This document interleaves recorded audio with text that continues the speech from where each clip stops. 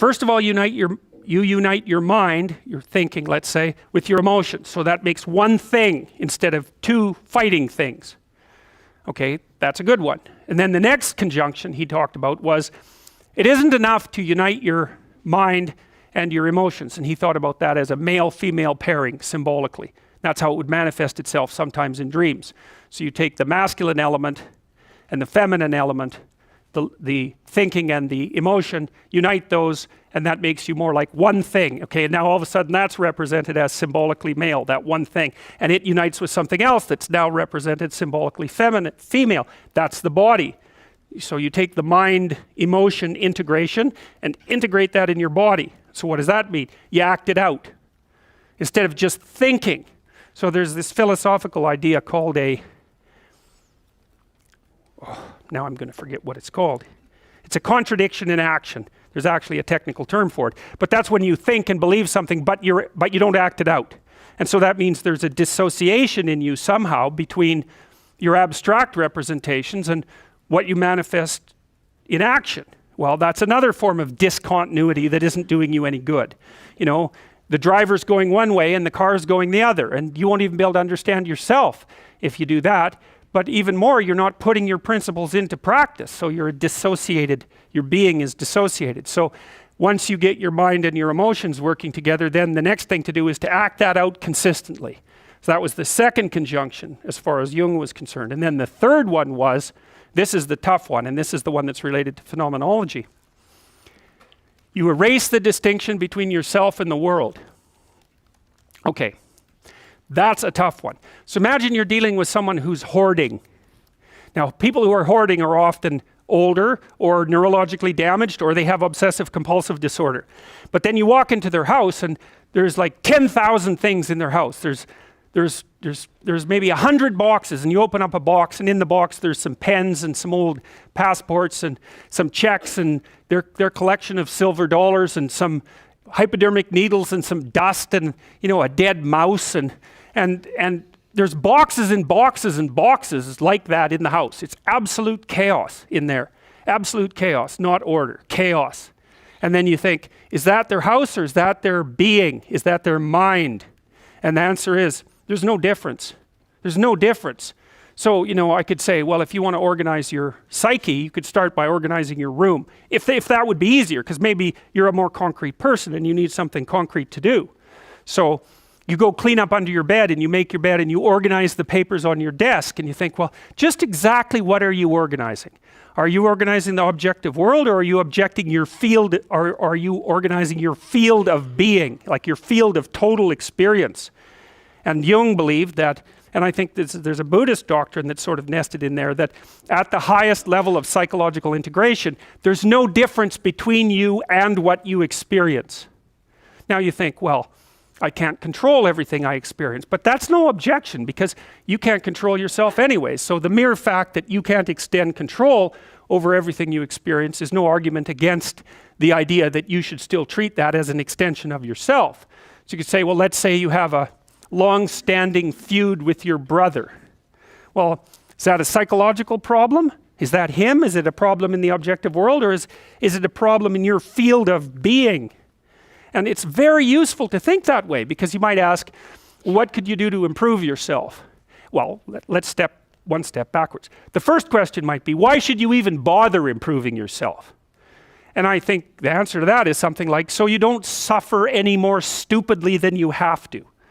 And maybe so others don't have to either. It's something like that. You know, like there's a real injunction at the bottom of it. It's not some casual self-help doctrine. It's that if you don't organize yourself properly, you'll pay for it, and in a big way, and so will the people around you. Now, and you could say, well, I don't care about that, but that's actually not true. You actually do care about that, because if you're in pain, you will care about it. And so you do care about it, even if it's just that negative way, you know. It's very rare that you can find someone who's in excruciating pain who would ever say, well, it would be no better if I was out of this. It's sort of, pain is one of those things that brings the idea that it would be better if it didn't exist along with it. It's incontrovertible. So you get your act together so that there isn't any more stupid pain around you than necessary.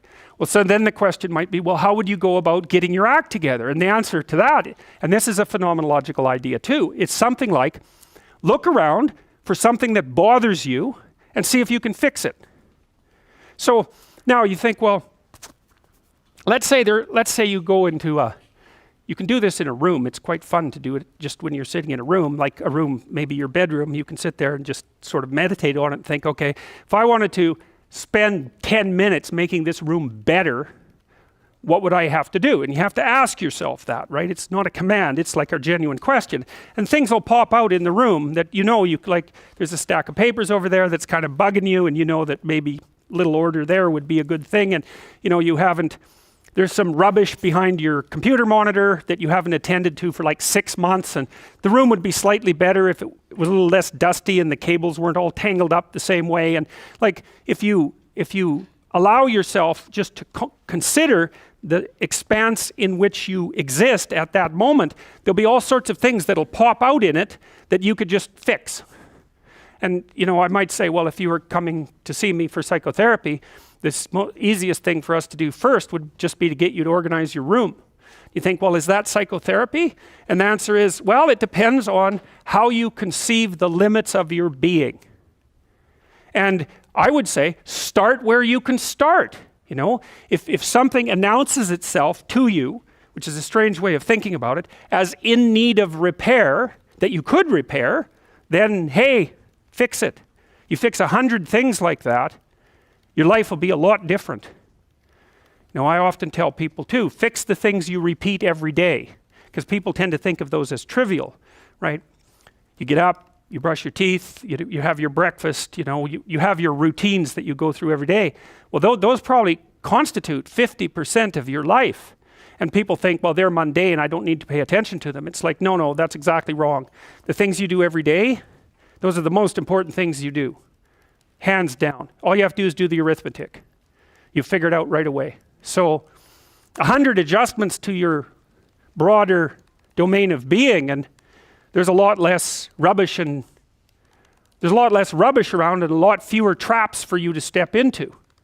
And so that's in keeping with Jung's idea about erasing once you've got your mind and your emotions together, and once you're acting that out, then you can extend what you're willing to consider yourself and start fixing up the things that are part of your broader extent. Now, sometimes you don't know how to do that. So you might say, imagine you're walking down Bloor Street and there's this guy who's like alcoholic and schizophrenic and has been on the streets for 10 years. He sort of stumbles towards you and, incoherently mutters something. That's a problem. And it would be good if you could fix it, but you haven't got a clue about how to fix that. You just walk around that and go find something that you could fix, because if you muck about in that, not only is it unlikely that you'll help that person, it's very likely that you'll get hurt yourself. So, just because while you're experiencing things announce themselves as in need of repair doesn't mean that it's you right then and there that should repair them. You have to have some humility. You don't walk up to a helicopter that isn't working and just start tinkering away with it. You have to stay within your domain of competence. But most of the time, if people look at their lives, it's a very interesting thing to do. I like the idea of the room, because you can do that at the drop of a hat. You go back to where you live and sit down and think, okay, I'm going to make this place better for half an hour. What should I do? And you have to ask. And things will just pop up like mad. And it's partly because your mind is a very strange thing. As soon as you give it a name, a genuine aim, it'll reconfigure the world in keeping with that aim. That's actually how you see to begin with.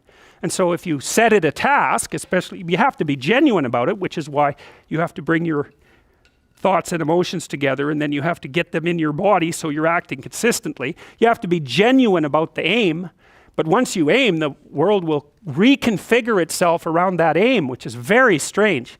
And it's technically true.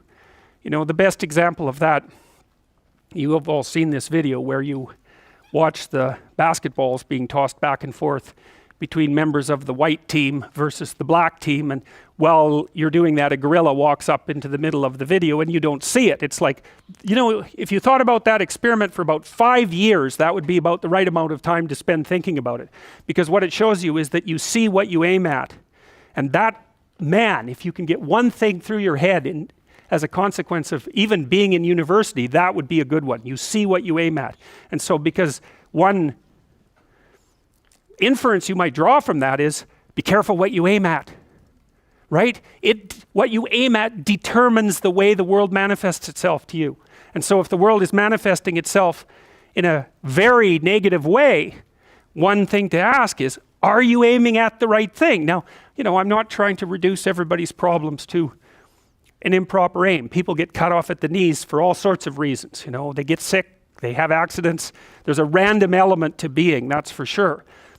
And so you don't want to take anything, even that particular phrase, too far. You want to bind it with the fact that random things do happen to people, but it's still a great thing to ask. Okay, so Roger